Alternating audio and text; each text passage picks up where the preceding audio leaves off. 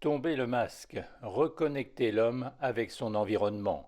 C'est la démarche de Louis Okéagbo, une démarche héritée de la tradition vaudou de ses ancêtres, une tradition indispensable. Malgré que ma grand-mère était vaudouiste, je ne connais pas cette tradition. Et quand j'ai commencé par faire ma photographie, je dis il est temps que je retourne en arrière pour pouvoir me reconnecter à cette valeur-là. Le vaudou, c'est les éléments de la vie.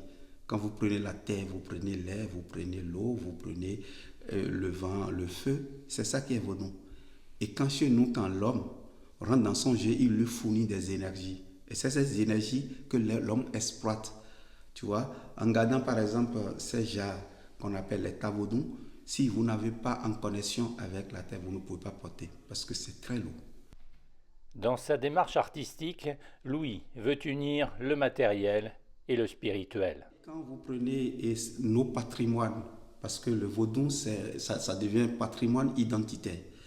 Et quand vous prenez nos tissus qui sont riches, tu vois, des tissus tissés de l'Abomey, les tissus qui viennent du Nigeria, ces tissus, ils deviennent des patrimoines matériels.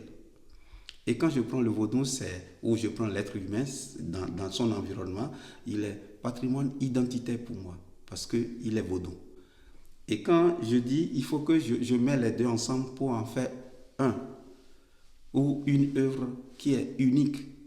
Voilà. C'est pour ça qu'on a des anneaux entre les deux. Voilà. Et ces anneaux, chez nous, quand on veut soigner ou on veut sceller quelque chose, comme mariage ou comme guérir une maladie, on utilise ces anneaux. Et c'est le rôle qui joue ces anneaux aujourd'hui, c'est de lier les deux patrimoines.